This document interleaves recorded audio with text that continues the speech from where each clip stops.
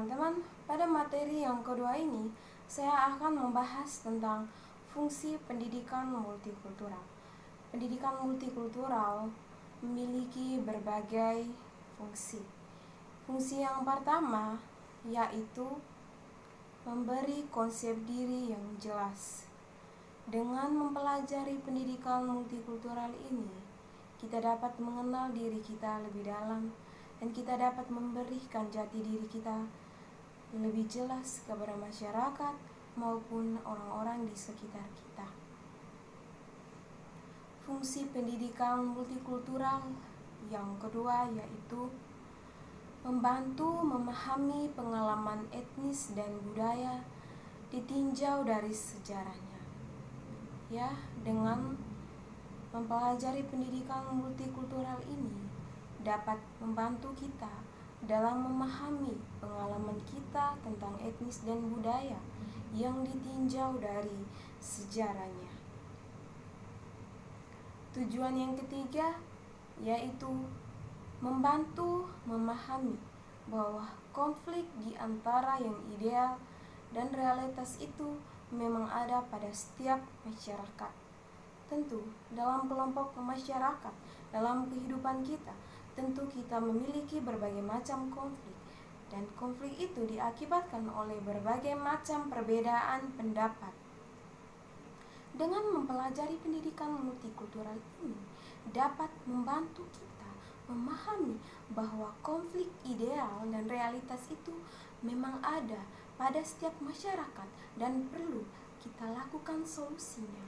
Bagaimana cara kita sebagai mahasiswa atau sebagai pendidik dalam mengatasi hal tersebut. Tujuan yang keempat yaitu membantu mengembangkan perbuatan keputusan partisipasi sosial dan keterampilan kenegaraan. Baik, dengan mempelajari pendidikan multikultural ini dapat membantu kita sebagai mahasiswa atau masyarakat dalam mengembangkan perbuatan keputusan partisipasi sosial dan keterampilan kenegaraan. Teman-teman, dengan mempelajari pendidikan multikultural ini, kita dapat mengembangkan keterampilan kita tentang bagaimana kebudayaan itu, tentang jenis-jenis budaya kita dapat mengembangkan dengan apa yang kita peroleh, dengan apa yang kita ketahui. Fungsi yang kelima yaitu mengenal keberagaman dalam penggunaan bahasa. Tentu di negara Indonesia ini, kita hidup berbangsa dan bernegara pasti memiliki berbagai macam atau berbagai jenis bahasa. Banyak bahasa-bahasa yang ada di Indonesia dan perlu dengan mempelajari pendidikan multikultural ini kita dapat mengenal lebih dalam tentang keberagaman kita dalam penggunaan bahasa, baik pun dalam bahasa Flores dan NTB, Makassar, pasti kita memiliki berbagai macam jenis budaya bahasa dan bahasa itu ada yang tidak sama dan ada yang sedikit sama. Baik, walaupun setiap masyarakat mempunyai kebudayaan yang masing-masing berbeda dengan satu yang lainnya, namun setiap kebudayaan memiliki sifat dan hakikat yang berlaku umum bagi semua kebudayaan, yaitu yang pertama, kebudayaan terwujud dan tersalurkan dari perilaku manusia. Kebudayaan itu muncul dan akibat dari perilaku kita atau tindakan kita dapat menyalurkan atau dapat berakibat fatal terhadap budaya kita. Baik yang tindakan yang kita lakukan, baik itu tindakan positif maupun negatif, dapat tersalurkan dari perilaku kita.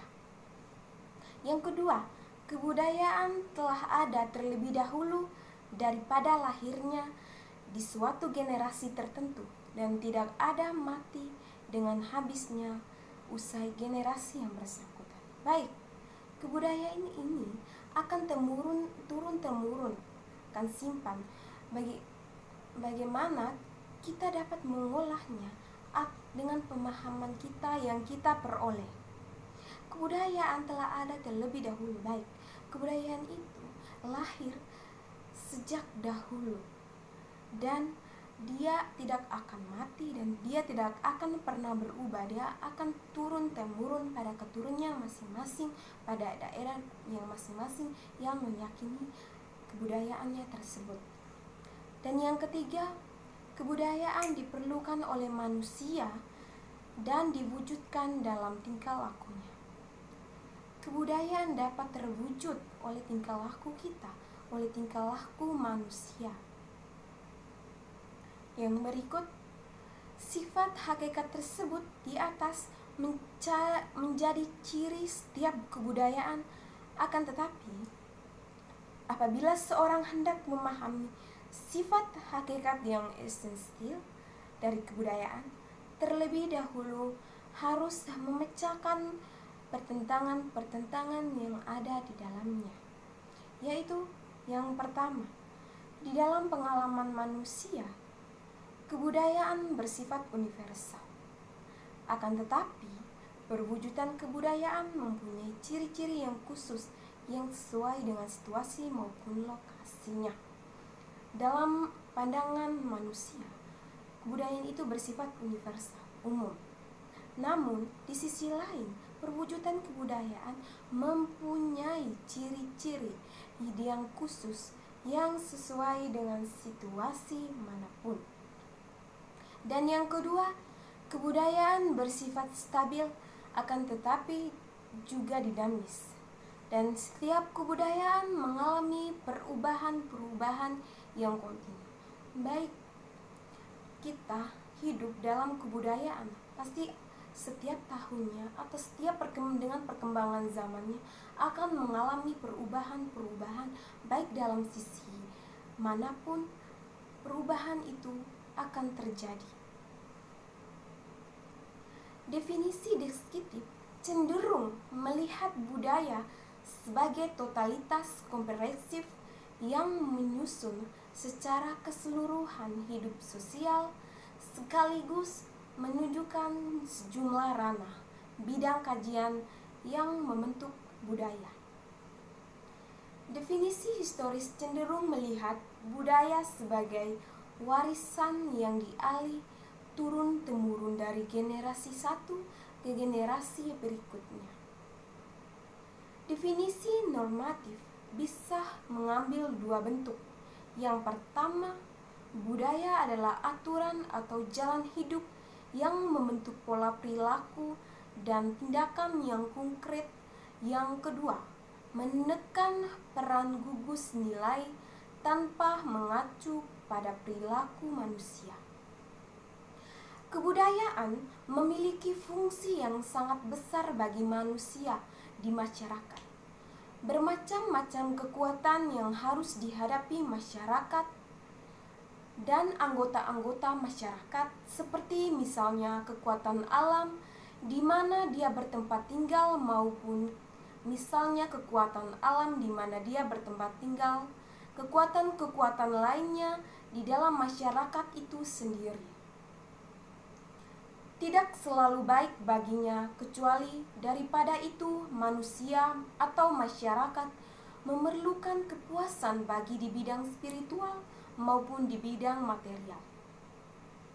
Hasil karya dari masyarakat menimbulkan teknologi atau kebudayaan kebendaan yang mempunyai kegunaan utama dalam melindungi masyarakat terhadap lingkungan alamnya. Teknologi pada hakikatnya meliputi paling sedikit 7 unsur, yaitu unsur yang pertama, alat-alat produktif, unsur yang kedua, senjata, unsur yang ketiga, wadah, unsur yang keempat, makanan dan minuman, unsur yang kelima, pakaian dan perhiasan, unsur yang keenam, tempat berlindung dan perumahan, dan yang ketujuh, alat-alat transport. Karya masyarakat mewujudkan norma-norma dan nilai-nilai kemasyarakatan yang sangat perlu untuk mengadakan tata tertib dalam pergaulan kemasyarakatan. Karsia merupakan daya upaya manusia untuk melindungi diri terhadap kekuatan-kekuatan lain di dalam masyarakat. Kekuatan-kekuatan yang tersembunyi dalam masyarakat tidak selamanya baik. Dan untuk menghadapi kekuatan-kekuatan yang buruk, manusia terpaksa melindungi dirinya dengan cara menciptakan norma-norma atau aturan-aturan. Pada hakikatnya merupakan petunjuk-petunjuk tentang bagaimana hakikatnya manusia merupakan dan berlaku di dalam pergaulan hidup. Baik, sekian materi yang kedua ini.